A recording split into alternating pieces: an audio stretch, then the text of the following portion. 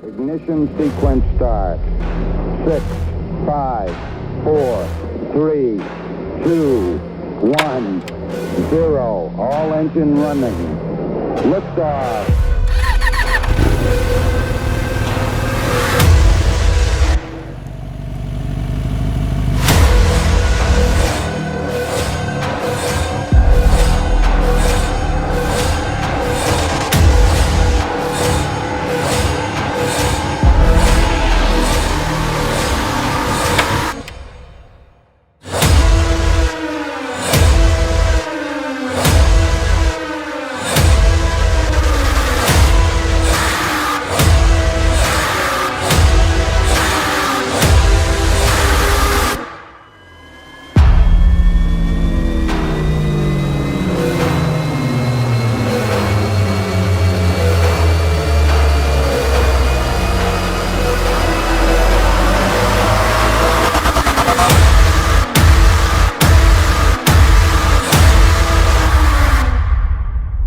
Wheel stop.